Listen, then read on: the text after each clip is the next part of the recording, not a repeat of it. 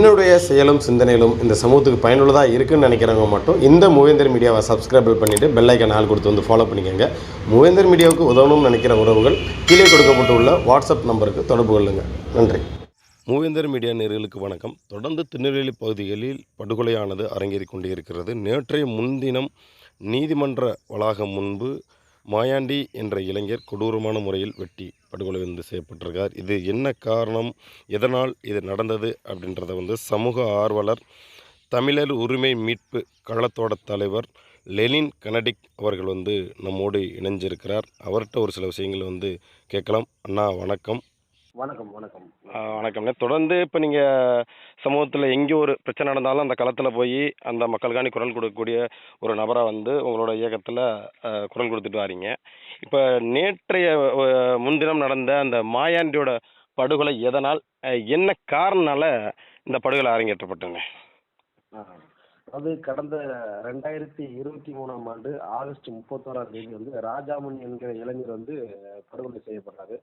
அவர் ஒரு தேவேந்திர குல வேளாளர் சமூகத்தை சேர்ந்த இளைஞர், எம்ஏ பட்டதாரி, உயர்நிலை பட்டதாரி, எம்ஏ பட்டதாரி. அவருடைய மனைவி பிஇ ஏரோநாட்டிக்கல் இன்ஜினியரிங். அவருடைய உடன் பிறந்த தம்பி ME master of engineering course முடிச்சவர். இவர் என்னன்னா காலை நேரத்துல தன்னை அரசு வேலைகளுக்கு தயார்படுத்தி கொண்டு மதிய நேரம் தன்னுடைய தந்தைக்கு உதவியாக விவசாய வேலைகளை பார்க்கறதும், அவருடைய தந்தை மிகவும் ஏழ்மையான குடும்பத்தை சேர்ந்தவர்.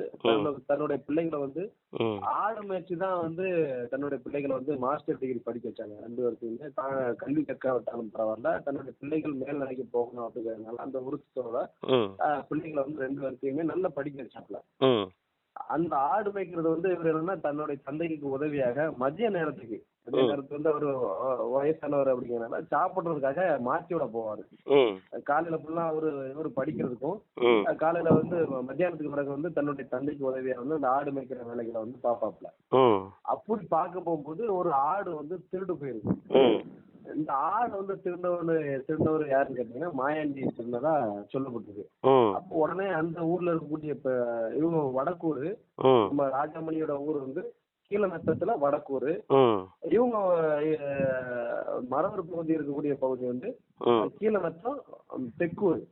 அப்ப தெற்கூர்ல இருக்கக்கூடிய அந்த மரவர் பகுதியில இருக்கக்கூடிய பெரியவங்க, ஒரு நல்ல 4-5 பெரியவர்கள் நல்லவர்கள் இருக்கக்கூடிய பகுதியில போயிட்டு இவரு போயிட்டு இந்த மாதிரி ராஜாமணியோட தந்தை புகார் சொல்லியிருக்காங்க. இந்த மாதிரி தம்பி திருட்டு போயிட்டாப்ல ஆட, நீங்க கொஞ்சம் நாளைக்கு இது மாதிரி திரும்பியும் பண்ணாம கொஞ்சம் நீங்க பாத்துக்கங்க அப்படின்னோடனே, சரி நாங்க சொல்லிவிடுறோம், நீங்க போயிட்டு வாங்க அப்படின்னு சொல்லி அனுப்பிட்டாங்க அந்த ஊர் பெரியவங்க. திரும்ப மாயாண்டி கிட்ட கூப்பிட்டேப்பா, என்னப்பா இந்த மாதிரி ஒன்னு சொல்றாங்களே, அவங்க நம்மளோட இருக்கிறவங்க, நீ எதுக்கு போய் இப்படி பண்ணிக்கிருக்க அப்படின்னோடனே சத்தம் போட்டோம்னா, இவன் அதை அட்வைஸா எடுக்கிறாம நம்மள இப்படி குறை சொல்லிட்டாங்களே ஒரு பல்ல போயிடுவான். ஏன்னா அங்க ஏற்கனவே தொடர்ந்து ஒரு 4 படுகொலைகள் அந்த பகுதியில நடந்திருக்கு. முன்பாக மறவர்களால 1952 உடையார் என்பவரும், 75ல புதிய முத்து அப்படிங்கிறவரு, 94ல கஜேந்திரன், 95ல கஜேந்திரன் கொலை வழக்குல நேரடி சாட்சியா இருக்கக்கூடிய நாராயணனை கொலை வரித்தாங்க. இப்படி ஒரு 4 இன்சிடென்ட் நடந்திருக்கு. அதனால அந்த பகுதியில அந்த புதுசா இருக்கக்கூடிய இளைஞர்கள் சாதிய மேலாதிக்கத்தை நிலைநிறுத்துறதுக்காக அந்த பகுதியில் இருக்கக்கூடிய தேவேந்தர்களை ஒடுக்குறது, இந்த மாதிரி வேலைகளை செய்யறது. அப்புறம் இந்த மாதிரி ஒரு பள்ளப்பைய நம்மள குற்றச்சாட்டு சொல்லிட்டு போயிட்டானே, ஊர்ல நம்மகிட்ட கொஸ்டின் கேட்கறானுங்களே அப்படிங்கிறதுனால தம்பி என்ன பண்றான், மாயாண்டி போயிட்டு ராஜாமணியை தேடுறாங்க. ராஜாமணி தந்தையை தான் தேடுறாப்ல. முதல்ல ராஜாமணி தந்தையை தேடுறாப்ல, வம்புக்கு நோக்கத்தோட கஞ்சாவை போட்டு ராஜாமணி தந்தையை தேடுறாப்ல. ராஜாமணி தந்தை கிடைக்கல. அவர் மதிய நேரத்துக்கு வீட்டுக்கு சாப்பிட போயிருவாப்ல. மதிய நேரம் இவரு தம்பி ராஜாமணி தான் ஆடு மேய்க்கிறத பாத்துட்டு இருப்பாப்ல. உங்க அப்பனா எங்க அப்படின்னு ஒரு இழிவான வார்த்தைகள்ல அவர் திட்டி கேக்குறாப்ல. அப்ப இவரு பதிலுக்கு நீங்க மரியாதையா பேசுங்க அப்படின்னு சொல்லி இவரு சொல்லும் போது வாக்குவாதமாகி கைகலப்பாயிருக்கு. உடனடியா இவன் என்ன பண்றான், நேரா வீட்டுக்கு போனவன் ஒரு 4-5 பேரை கூட்டிக்கிட்டு அருவாளையை எடுத்துட்டு வீட்டுல இருக்கக்கூடிய அருவாளை தூக்கிட்டு போய் அவனை திரும்ப ராஜாமணியை தேடுறாங்க. ராஜாமணி அதே பகுதியில் இருக்கக்கூடிய ஒரு சின்ன ஓடை போற பகுதியில ஆடு மேய்ச்சிட்டு அந்த திண்டுல உட்கார்ந்துருக்காப்ல. அப்ப எந்திரில பல்லு குதிமோன அப்படின்னு சொல்லி சத்தம் போடுறாப்ல. அப்ப இவன் தம்பி பதிலுக்கு எந்திக்கும் போது இந்த பையன் நம்ம மாயாண்டி வெட்டியிருந்தாப்புல. அது கிட்டத்தட்ட ஒரு 3-4 நாட்களாக அங்க மிகப்பெரிய அளவுல ஒரு போராட்டம் போயிடுச்சு. எல்லா அமைப்புகளும் எல்லா கட்சிகளும் வந்து அந்த போராட்டத்துல கலந்துக்கிட்டாங்க. தம்பி வந்து ராஜாமணி வந்து திராவிட முன்னேற்ற கழகத்தினுடைய கீழநத்தம் வார்டு உறுப்பினர். நல்ல படிச்ச பையன், மற்ற சமூகத்திலேயே நல்ல பேர் எடுத்துக்கக்கூடிய ஒரு நல்ல பையன், அந்த மரவர் சமூகத்திலேயே நல்ல பேர் எடுத்துக்கக்கூடிய ஒரு நல்ல பையன். எந்த இடத்துக்கும் வம்பு தும்புக்கு கிடையாது, எந்த வழக்குகளும் கிடையாது. ராஜாமணி மேல எந்த ஒரு வழக்குமே கிடையாது. ராஜாமணி மேல எந்த வழக்குகளுமே கிடையாது, எதுவுமே கிடையாது. இந்த மாயாண்டின்ற நபர் பேருன்னு மாயாண்டி எப்படி இந்த மாயாண்டி இப்ப இறந்தாப்லயே அந்த தம்பி மீது எதுவும் வழக்கு இதுக்கு முன்னாடி எதுவும் இருக்கா? அந்த தம்பி மேல வந்து 4 வழக்குகள் இருக்குது. ஒரு திருட்டு வழக்கு, 2 கொலை வழக்கு, ஒரு பெண்கள் வன்கொடுமை வழக்கு ஒண்ணு இருக்கு. ஏன்னா அந்த பகுதியில ஒரு பெண்களை வந்து பாலியல் ரீதியா துன்புறுத்தினாருன்னு அவர் மேல ஒரு வழக்கு ஒண்ணு இருக்குது. இப்படி 4 வழக்குகள் இருக்கு. இந்த தம்பியை வந்து சாதிய மேலாதிக்கத்தை நிலைநிறுத்தணும், ஒரு தேவேந்திர சமூகத்தை சேர்ந்த வந்து நம்ம கிட்ட வந்து கை நீட்டி பேசுறானா என்கிற அடிப்படையில நம்ம வீட்டுல வந்து குற்றச்சாட்டு கொண்டு வந்துட்டானே அப்படிங்கிற அடிப்படை வெட்டி கொண்டுறாங்க. 4 நாட்கள் போராட்டம் நடந்துச்சு. அந்த போராட்டத்தின் அடிப்படையில வன்கொடுமை தடுப்பு சட்டத்தை குறிப்பிட்டுள்ளபடி அவங்க குடும்பத்துல அவருடைய மனைவிக்கு வந்து ஏரோநாட்டிக்கல் இன்ஜினியரிங் படிச்சிருந்தாங்க. அவங்களுக்கு வந்து ஒரு அரசு வேலையும் அந்த சட்டத்தின்படி 12 லட்சம் ரூபாய் பணமும் கொடுத்தாங்க. இதோட அதுக்கு வன்கொடுமை தடுப்பு சட்டத்தில் குறிப்பிட்டுள்ளபடி 2 மாதங்கள்ல குற்றப்பத்திரிகை தாக்கல் பண்ணிருக்கணும். இது எதுவுமே எங்க இருக்கக்கூடிய திருநெல்வேலி மாவட்ட காவல்துறை எப்போதுமே என்ன பண்ணணும்னா குற்றப்பத்திரிகையை அந்த 2 மாதங்கள்ல குற்றப்பத்திரிகையை தாக்கல் பண்றது கிடையாது. 60 நாட்கள்ல 10 மாதங்கள்ல மாயாண்டி வந்து சீரியஸான ஒரு படுகொலை குற்றவாளி, அந்த நபருக்கு உடனடியா சட்டத்தின்படி வந்து அவருக்கு வந்து தண்டனை கொடுத்துருக்கணும். ஆனா இந்த நீதிமன்றமும் அதை பத்தி வாயை திறக்கிறதே இல்லை. ஏன்னா பெண்டிங் அவ்வளவு வழக்கு திருநெல்வேலி மாவட்டத்தினுடைய திருநெல்வேலி, தூத்துக்குடி, தென்காசி மாவட்டங்களில் இருக்கக்கூடிய இந்த வன்கொடுமை நீதிமன்றங்கள்ல வழக்குகள் கேட்க நிலையில இருக்கு. இந்த வழக்குகளும் முறையா இப்பதான் கடந்த ஒரு 2 மாதங்களாக தான் ஒரு நீதியரசர் வந்திருக்கிற அவரு நல்லபடியா தீர்ப்பு கொடுக்குறாப்ல. ஆனா இதற்கு கிட்டத்தட்ட ஒரு 10-15 ஆண்டுகளாக வழக்குகள் தேக்க நிலையில இருக்கு.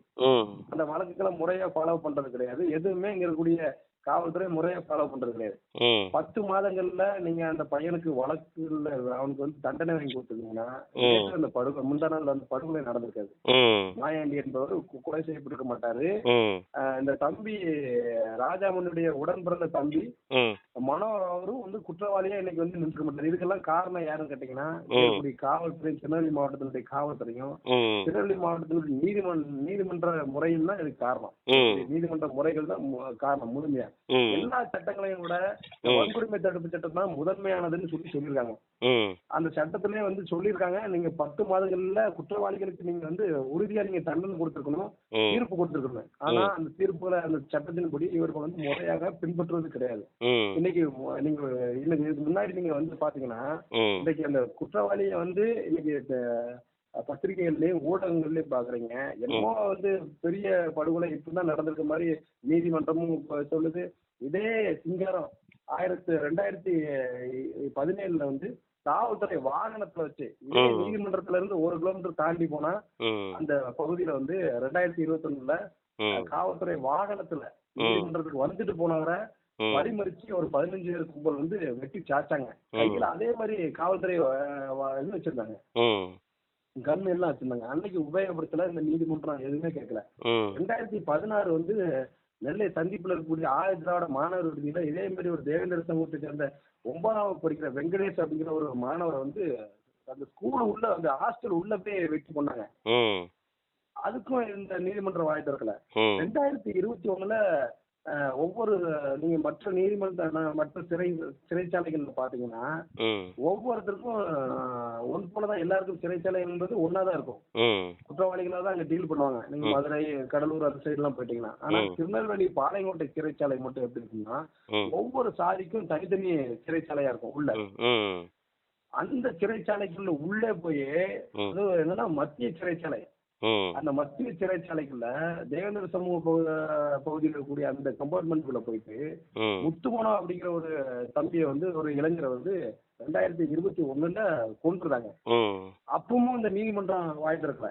அது மாதிரி 2023 ஆடு மாடு மேய்ச்சிட்டு படுத்திருந்த ஓய்வுக்காக படுத்திருந்த மணக்கரை மணி அப்படிங்கிறவரை கொள்றான் ஒருத்தன். ம் அதுக்கு அவன் ஸ்டேட்மெண்ட் விடுறான், நான் வந்து பயிற்சி எடுத்தேன், ம் கொலை செய்வதற்காக நான் பயிற்சி எடுத்தேன், மற்றபடி எனக்கு எந்த நோக்கமும் இல்லை அப்படிங்க. ம் அதுக்கும் இந்த நீதிமன்றம் எதுவுமே வாய் திறக்கல. ஆனா இன்னைக்கு வந்து ம் நீதிமன்ற வாசல்ல அவன் தன்னுடைய அண்ணன் கொலை செய்து விட்டாங்க அப்படிங்கிற ஆதங்கத்துலதான் அந்த தம்பி கொலை பண்றான். ம் நீங்க நினைச்சிருந்தா முறையா நிஜமாவே சட்டத்தின்படி நீங்க நினைச்சிருந்தா ம் அந்த மாயாண்டி என்பவருக்கு வந்து நீங்க வந்து 10 மாதங்களுக்கு தண்டனை கொடுத்து நீங்க சிறைச்சாலையில அடைச்சிருக்கலாம். ம் ஆனா அன்னைக்கே சிறைச்சாலையில் அடைச்சிருந்து தண்டனை கொடுத்துருந்தா இப்போ இருவருமே இவர் ஒரு குற்றவாளி ஆகப்பட்டிருக்க வாய்ப்பு இல்லை, அவர் வந்து படுகொலை செய்யப்பட்டிருக்க வாய்ப்பு இருந்திருந்திருக்காரு. வாய்ப்பு இல்ல. ம் ஒரு ஆயுள் தண்டனையோ ஏதோ இல்ல, ஆயுள் தண்டனை மேக்சிமம் ஆயுள் தண்டனை போட்டிருந்தா கூட ம் 10-20 ஆண்டுகள்ல நீங்க வெளியே வந்துடலாம், ம் உயிரோடையாவது இருந்திருப்பீங்க. ம் இன்னைக்கு இந்த காவல்துறையோட சீர்கேட்டுனாலையும் நீதித்துறையினுடைய சீர்கேட்டுனாலையும் இன்னைக்கு இவங்க மேல ஃபுல்லா தப்பு வச்சுக்கிட்டு இன்னைக்கு ஃபுல்லா அந்த சமூகத்தை வந்து இழிவுபடுத்துற நோக்கத்தோட ம் ரவுடிங்கிற ஒரு முத்திரையை குத்தணும் அப்படிங்கிறதுக்காக இந்த சமூகத்துல இருக்கிறவங்க ஃபுல்லா ரவுடி அப்படிங்கிற அவன் கிட்டத்தட்ட கஷ்டப்பட்டு அவன் தந்தை வந்து 2 பேரையும் கஷ்டப்பட்டு தான் ஆடு மாடு மேய்ச்சி கூலி வேலை பார்த்து தான், விவசாய கூலி வேலை பார்த்து தான் அந்த பசங்களை 2 வரையும் படிக்க வச்சாப்ல அவருடைய தந்தை. இவ்வளவு வேதனைப்பட்டிருப்பாரு, நீங்க நினைச்சு பாருங்க. கண்டிப்பா கண்டிப்பா. எந்த குற்றச்செயலையும் ஈடுபடாம ஒரு பிள்ளைய ஒழுக்கமா வளர்க்குறங்கிறது அது பெரிய விஷயம் இல்லை இப்ப உள்ள காலகட்டங்கள்ல. எவ்வளவு கஷ்டப்பட்டு வளர்த்துருக்காரு. இன்னைக்கு அதெல்லாம் இந்த காவல்துறையுமே நீதித்துறையுமே அதை பத்தி கண்டுக்கிடலாம இன்னைக்கு வந்து உடனடியா என்ன எங்களுக்கு வந்து ஆய்வறிக்கை கொடுங்க அப்படிங்கிறாங்க. ஆனா எங்களுடைய காவல்துறை தீபக் ராஜாவுடைய படுகொலைகளுக்கு பிறகு நீங்க ஆமாண்ணே அதுக்குள்ளயும் பிணையில கொடுத்துருக்காங்க. தீபக் ராஜா படுகொலையில ஈடுபட்ட குற்றவாளிகளுக்கு உடனே வெளியே விடுறாங்க. குண்டர் தடுப்பு சட்டம் அப்படிங்காங்க. அதே மாதிரி தீபக் ராஜாவுடைய படுகொலையின் போது அந்த குண்டர் தடுப்பு சட்டம் குற்றப்பத்திரிகை தாக்கல் பண்றாங்க பாத்தீங்களா, அது 2 மாத காலத்துல வந்து குற்றப்பத்திரிகை தாக்கல் பண்ணிருக்கணும். ஆனா இவங்க வேணும்னே அப்ப இருக்கக்கூடிய பிரதீப் அப்படிங்கிற ஏசி பாளையங்கோட்டையில் இருக்கக்கூடிய ஏசி வேண்டுமென்றே இவர்கள் எல்லாம் வந்து தேவேந்திர சமூகம் தானே இவங்களால என்ன கேட்க முடியும் அப்படிங்கிற அடிப்படையில 100 நாள் கழிச்சுதான் அந்த குற்றப்பத்திரிகையை தாக்கல் பண்றாங்க. கிட்டத்தட்ட 3 மாதங்களை கடந்து 2 மாதங்களை கடந்துட்டாலே நீதிமன்றத்துக்கு ஏன் பதில் சொல்லணும். வன்கொடுமை தடுப்பு சட்டத்துல அப்படி விதி இருக்குது. ஆனா இவங்க அந்த விதியை பின்பற்றாம இந்த வழக்கை வந்து எப்படியாவது தோல்வி அடைய வைக்கணும் அப்படிங்கிற ஒரு நோக்கத்துல பிரதீப் வந்து அதை வந்து வழக்க சோழியை முடிச்சு விட்டு போயிட்டாப்ல. இன்றைக்கு அந்த வழக்குல ஏகப்பட்ட ஓட்டருக்கு அவங்க அண்ணன் உடன் பிறந்த அண்ணன் இந்த மாதிரி இருக்குனே அப்படிங்கிறாப்ல. ஒன்னும் ஜெயிக்கிறதுக்கான வாய்ப்பு இல்லாத மாதிரி ஒண்ணு தோணுதுனே அப்படிங்கிற மாதிரி சொல்றாப்ல. இந்த மாதிரி காவல்துறை வேலைகளை பார்க்குது. ஆனா அந்த நீங்க அந்த ஊர்வலத்துல கலந்துக்கிட்டா விட்டீங்கன்னா இறுதி ஊர்வலத்துல கலந்துக்கூடாதுன்னு எந்த சட்டமும் சொல்லல. ஆனா இறுதி ஊர்வலத்துல அமைதியா போய்ட்டு இருந்த நம்மளுடைய பசங்களை வந்து திருநெல்வேலி மாவட்ட காவல்துறை குறிப்பா திருநெல்வேலி எஸ்பி 1ஆம் நம்பர் சாதி உரியர் நாம அவருக்கு மேல ஏகப்பட்ட புகார் கொடுத்திருக்கோம். புகாரின் அடிப்படையில டிசம்பர் 6 கூட என்ன கூப்பிட்டு விசாரிச்சாங்க. விசாரிக்கும் போது நான் சொன்னேன், நீங்க தீபக் ராஜாவுக்கு நீங்க என்ன பாதுகாப்பு கேட்டு வந்து மேல இடத்துல புகார் தெரிவிச்சிருக்கீங்க அப்படின்னு என்கிட்ட கேட்டாப்ல உயிரோடு இருக்கும்போது. நான் சொன்னேன், நீங்க எந்த அடிப்படையில ராய்கட் ராஜாவுக்கு போலீஸ் பாதுகாப்பு கொடுக்குறீங்களோ, எந்த அடிப்படையில சுரேஷ் சேவருக்கு வந்து பாதுகாப்பு கொடுக்குறீங்களோ அந்த அடிப்படையில தான் நான் வந்து தீபக் ராஜாவுக்கு பாதுகாப்பு கேட்டேன் அப்படின்னு. ஆனா நீங்க பாதுகாப்பு கொடுக்கல, வேணும்னே அவனை வந்து பல்லாயிரக்கணக்கான மக்கள் கூடக்கூடிய இடத்துல சிட்டிக்குள்ள வச்சு கொண்டு விட்டீங்க, அது காரணமே நீங்க தான், போலீஸ் தான் காரணம் அப்படின்னு நான் அவங்க கிட்ட வாக்குவாதம் பண்ணேன். இன்னைக்கு காவல்துறை என்ன பண்ணுதுன்னா, ஒருத்தர் வளர்ந்து வரப்பல இல்ல ஒரு ஆக்டிவா இருக்கிற பர்சனை வந்து கொல்லணும், என்ன உங்களுடைய அநீதியை தட்டிக்கிறாங்க கொல்லணும் அப்படின்னா எதிராளிகளை விட்டு கொல்ல வச்சுட்டு இவங்க மேக்சிமம் என்ன டிமாண்ட் பண்ணி போராட்டம் பண்ணுவாங்க, எங்களுக்கு வேலை கொடுங்க பண்ண கொடுங்க. அது நீங்க கொடுக்க தேவையில்லை, அது சட்டத்துல இருக்கு, உங்ககிட்ட டிமாண்ட் பண்ணி தான் கேட்கணும். ஆனா இவங்க முறையாக இந்த வழக்குகளை பின்பற்றுறது கிடையாது, குற்றவாளிகளை முறையா கைப்பற்றுறது கிடையாது. இன்னைக்கு தீபக் ராஜாவுடைய கொலையில இருக்கவங்களோட அவ்வளவு பேரும் வெளியே வந்துட்டான்.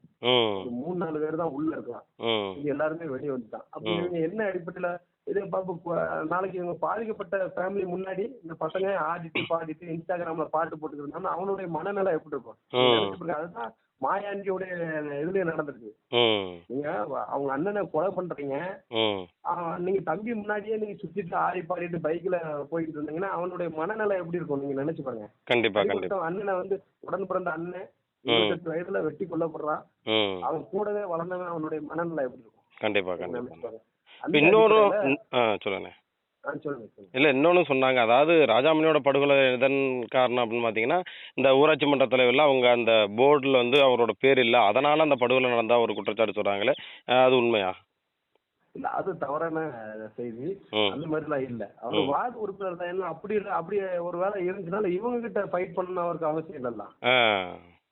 இந்த மாயாண்டி அப்படிங்கிற அந்த நபர்கிட்ட இவங்க ஃபைட் பண்ணணும் அவசியம் இல்லல்ல. அதனால அது முற்றிலும் தவறானது. முழுக்க முழுக்க ஆடு திருடு போனதுதான் பிரச்சனையே ஆரம்பிக்குது. அத வந்து அந்த ஊர்ல இருக்கவங்க இல்ல காவல்துறையை சரியா கையாளல. கையாண்டிருந்தா இன்னைக்கு அந்த தம்பி ராஜாமணியோட தம்பியும் இன்னைக்கு குற்றவாளியா போய் உள்ள இருந்திருக்க மாட்டாப்ல. ஆனா இது காவல்துறை வந்து சீர்படுத்தக்கூடிய ஒரு நேரம் வந்துருச்சு. அதை நம்ம திரும்ப திரும்ப அதை சொல்றோம். ஆனா காவல்துறை ஒவ்வொரு முறையும் வந்து தன்னுடைய தவறுகளை வந்து மறைச்சிட்டு யாரெல்லாம் வந்து இந்த எழுச்சிக்காக போராடுறாங்க, விடுதலைக்காக போராடுறாங்களோ அந்த சமூகத்தை ஒடுக்கக்கூடிய ஒரு வேலைகளை வந்து பாக்குறது. இன்னைக்கு தீபகராஜா படுகொலைக்கு பிறகு அந்த ஊர்வலத்துல கலந்துக்கிட்ட ஒரு கிட்டத்தட்ட ஒரு 50-100 பசங்க, சராசரியாக 50-100 பசங்க மேல வந்து வழக்கு போட்டு வச்சிருக்காங்க. வழக்கு இன்னைக்கு அதுல பெரும்பான்மையாக படித்த இளைஞர்கள் தான் இருக்கலாம். அவங்க முதல் தலைமுறையா இன்னைக்குதான் பள்ளிகளிலயோ கல்லூரிகளிலயோ காலடி எடுத்து வச்சிருக்காங்க. அவனுடைய வாழ்க்கையை இதோட முடிச்சு விட்டுலாம். நீங்க ஒரு பேட்ச் லைசன்ஸ் கூட எடுக்க முடியாது. வழக்கு போட்டு விட்டாலும் பேட்ச் லைசன்ஸ் கூட எடுக்க முடியாது. ஒரு வாகனம் ஓட்டி பிழைப்பு நடத்தினா கூட பேட்ச் லைசன்ஸ் போட முடியாது. அவன்கிட்ட தான் போகணும் காவல்துறை கிட்ட. அவ்வளவு நெருக்கடி இருக்கு. இன்னைக்கு இதெல்லாம் தெரிந்து கொள்ளாத எதிர்கட்சிகள் எல்லாருமே வந்து இன்னைக்கு வந்து ஏதோ ஒரு மாயாண்டி வந்து சுதந்திரத்துக்கு போராடின மாதிரியும் ராஜாமணி வந்து ரவுடி மாதிரியும் ஒரு சித்தரிச்சு கூலிப்பட அப்படிங்கிறான். எதிர்கட்சியில் இருக்கக்கூடிய அவ்வளவு கட்சிகளும் இல்ல அதுதான். ஏன்னா இதுவரைக்கும் இத்தனை படுகொலை நடந்து எந்த அரசியல் தலைவர்களுமே குரல் கொடுக்கல.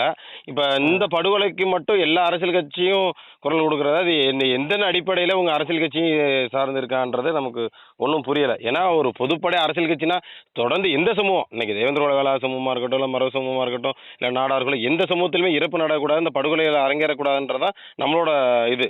ஏன்னா இதை தடுத்து நிறுத்துறதுக்கான வேலையை தான் முன்னெடுக்க. ஆனா இப்ப இன்னைக்கு அரசியல்வாதிகளே ஒரு குறிப்பிட்ட ஒரு சமூகம்னா வாய் திறக்கிறாங்க, மத்தவங்கன்னா வாய் திறக்க மாட்டேங்கிறாங்க. இது என்ன காரணம்? அது காரணமும் நம்ம தான். நீங்க உங்களுக்கு போராடக்கூடிய உங்க கூட பிறந்த அண்ணனுக்கோ தம்பிக்கோ நீங்க வந்து வாக்களிக்காம நீங்க கண்டவனுக்கு எல்லாம் வாக்களிக்க போய் தான் இவ்வளவு கேடு. இதுக்கெல்லாம் காரணமே நம்ம தானே.